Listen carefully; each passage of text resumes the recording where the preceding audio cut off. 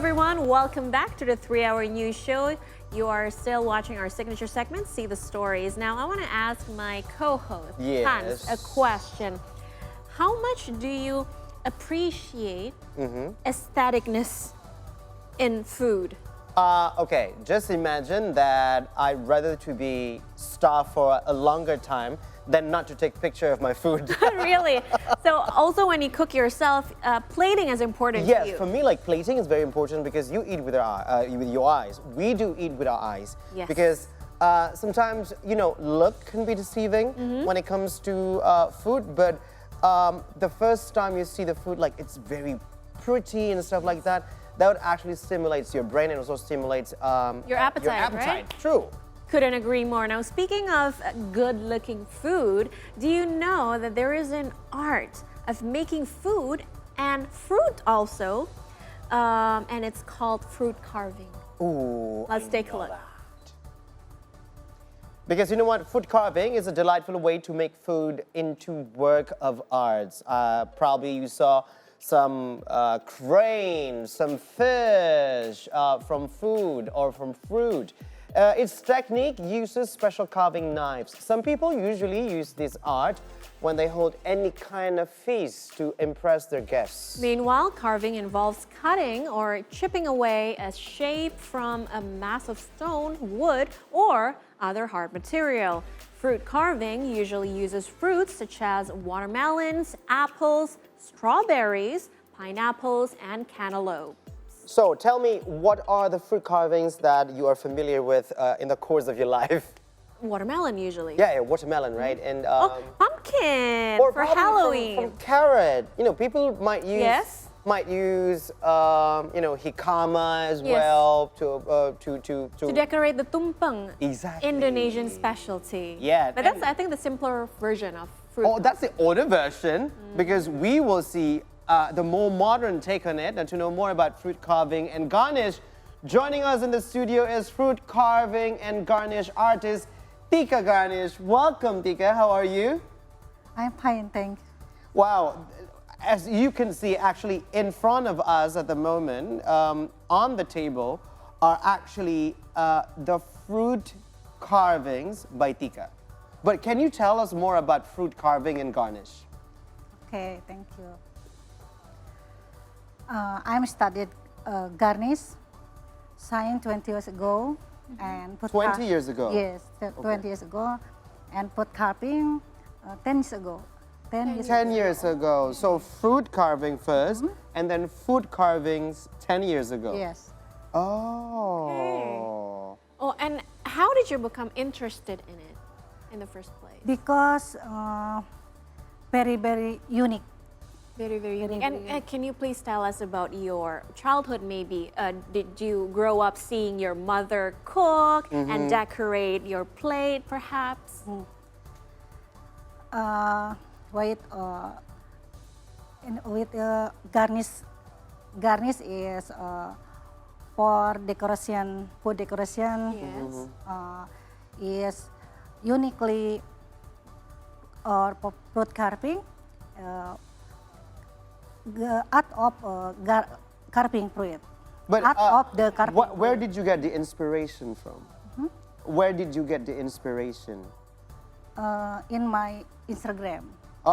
From the from the social Instagram, media. From social media. Social media. Mbak Tika, are you more comfortable doing the interview in Bahasa Indonesia? We can do that. Can we do that? Yeah, sure. Okay, so tadi kami berdua bertanya, bukan inspirasi, maaf salah, tadi bicara inspirasi jadi inspirasi. Tapi kita bertanya, pertama kali sebenarnya tertarik mempelajari ini itu kenapa gitu? Apakah dari waktu kecil dari orang tua, sering melihat orang tua hias-hias makanan di piringnya Mbak Tika atau seperti apa? Iya, karena dari dulu keluarga kami bergerak di bidang wedding ya. Nah, sering menampilkan makanan-makanan itu polos. Tidak ada hiasan-hiasan. Nah, karena itu dengan sentuhan-sentuhan garnish tersebut akan lebih cantik seperti ini. Ah, Makanan oke. itu dirias-rias dengan sentuhan garnish seperti ini. Tapi itu memang sudah dari orang tuanya diturunkan atau Mbak Tika sendiri akhirnya berinisiatif. Oke, mari kita lakukan food carving. Karena melihat Ya, begitu polos, karena jadi polos ya. gitu. oh inisiatifnya dari Mbak Tika Ya. berarti. Jadi itu di catering business keluarganya atau I see. Oh. So, the first when she was still little, Yeah. the family is already running a catering business for weddings. For weddings. And according to Mbak Tika, from her personal opinion, it's too bland. It's you too know? bland because No there's decoration no decoration whatsoever. and stuff like that. It's too flat, and the initiative actually coming from Mbak Tika, ya. The initiative coming from Mbak Tika to do some fruit carvings to Yes. just make everything even more beautiful than that. Tapi kalau kita lihat fruit carvings nih Mbak Tika ya, saya tuh nggak kepikiran kalau buah itu bisa dibikin jadi bunga, dibikin jadi pohon, dibikin jadi binatang-binatang. Pasti alat-alatnya juga ada alat-alat sendiri ya. Nah, alatnya si fruit carving dan food carvings ini apa aja? Alat, kalau untuk fruit carving mungkin hanya untuk mengukir buah hanya satu buah pisau yang digunakan. Tetapi kalau untuk membuat garnish yang seperti ini ada beberapa tools pisau yang digunakan itu banyak bermacam-macam pisau untuk hiasan-hiasan seperti ini. Hanya Bermacam-macam pisau? ukuran. Pisau dengan berbagai macam bentuk bukan ukuran. Iya. Oke, cuma pisau ya, nggak ada kayak Betul. misalkan kalau namanya mengukir, memahat gitu kan, ada palunya gitu, nggak ada ya? Tidak ada. Nggak ada. Jadi, so the tools being used in this fruit and food carvings are only the knives with various shapes and also sizes. That's right. Lalu Mbak Tika, biasanya buah-buah apa nih yang paling populer untuk di carving? Is watermelon. Oh, semangka. Watermelon is the most popular one. Because you have three colors. Oh, Three, because watermelon has three colors, so that's why it's popular for fruit carvings. So you can have like quite versatile and also quite wide possibilities of fruit carvings techniques being used in just one fruit. Yes. Buah apa yang paling susah untuk di carving atau dilukis? Sampai saat ini saya belum menemukan untuk susahan. Wow, Ya, wow. Buah naga gitu bisa? bisa semua buah-buahan atau apapun yang sayuran yang bentuknya biji atau yang kecil, saya pernah itu mengukir sampai pete saya. Iya, Iya. pete juga. That's why her name is Tika Garnish. Because she can garnish anything. Because it's embedded in her. Yeah. So there's no difficult fruits for Tika as long as it has service. Yes. It has a service. So she did this carving on a stinking beans one. So this is like Indonesia. There's an Indonesian thing called stinking beans, and probably the size is only like, the coin big, size. yep. The coin size, and that was actually also the thing that she carved before. Tapi Mbak Tika, kalau tekniknya sendiri gitu ya, apakah ada teknik-teknik dasarnya, kemudian lanjut lagi ke teknik-teknik yang lebih advance gitu? Oh, tentunya ada kebetulan kalau untuk pembelajaran ada tahap-tahap ya. Iya. Sebelum kita ke mengukir kita dasarnya harus digarnish dulu, karena kalau garnish ini dengan alat tertentu, beberapa alat tertentu bisa menghasilkan berbagai macam bunga seperti ini. Nah, kita setelah lulusnya digarnish, melukis ke buah yang ke fruit carving. Kalau ini kan garnish. Oh, jadi garnish dulu. Bedanya gitu ya, kalau ini tuh garnish. Iya, garnish. Kalau ini garnish, kalau carving is actually on the thing, on the fruit itself. Yes. Jadi kayak misalkan yang di belakang kita nih ada ikan-ikan Nemo gini ya, clownfish gini, ini hitungannya garnish ya? Garnish. Oh, oke. Ini seperti yang kita lihat nih, burung merak, ini perpaduan antara garnish dan juga fruit carving Iya. ya? Iya. Biasanya berapa lama waktu yang dibutuhkan untuk Membuat?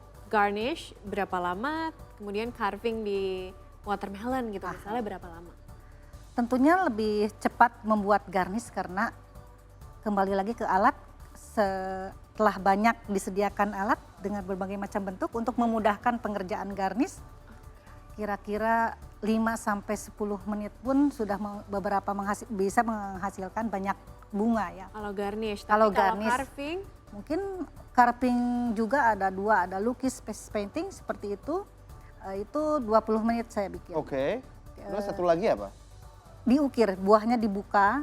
Oke. Oke, itu bisa 20 menit lebih sampai 1 jam. itu lebih complicated. Iya. So, well, according to Tika, this is like so magnificent to me because from within 5 to 10 minutes, she could actually make probably five Few of to these. 7, like few of these garnish like in front of us. Yes. But for the fruit carving, if it's not like you don't have to open or cut open Yes. the fruit. Probably only like 20 minutes. Yeah. And if you want to open the fruit, cut open the fruit, It takes longer. it takes longer, probably 25 minutes. Yes. That doesn't stretch much. And the reason why this is much more simpler than the other method is because when she is doing garnish, she uses, like what you said, Hans, few types of knife, right? Yeah, So paring it knives. helps her create these wonderful shapes. Meanwhile, when she's doing the carving on fruits, she only use one. One So knife. it's more challenging It's that more way. challenging, true. Yeah. Lalu bagaimana caranya supaya biasanya kan ini dipajang gitu ya Mbak untuk acara penting atau untuk ulang tahun apa gitu.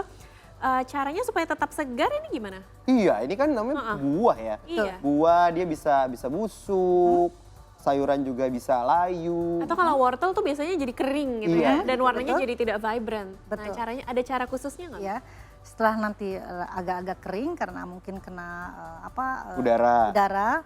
kita siapkan untuk spray yang isinya air dingin, air es. Air ya. saja? Hanya Iya, air? hanya air. Very simple. Itu supaya aman.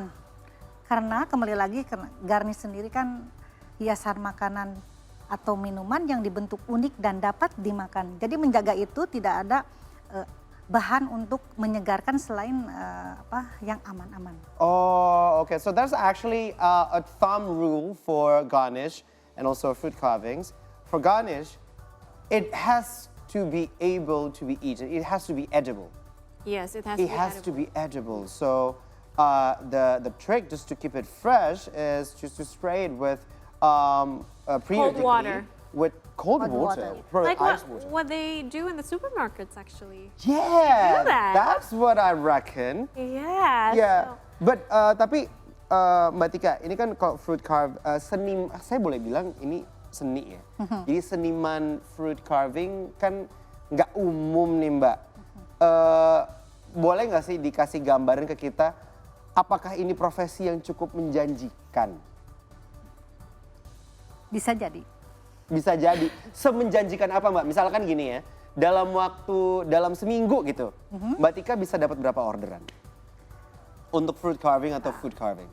Yang sering digunakan kan ini khususnya untuk di tumpeng ya, Iya, yang paling banyak aplikasikan ke tumpeng dan untuk prasmanan. Iya. Sekarang lagi musim hajatan. Iya. Nah, untuk 1 minggu kita ada orderan paling 4.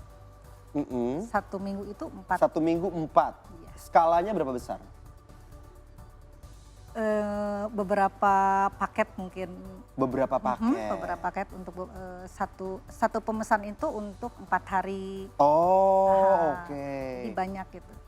Wow. Nah, Mbak Tika, regenerasi itu kan penting ya supaya sebuah seni itu keberlangsungannya terjaga gitu. Apakah Mbak Tika selain berbisnis juga ini, apakah juga mengajar, punya murid-murid juga, atau mungkin punya sekolah fruit carving and garnish?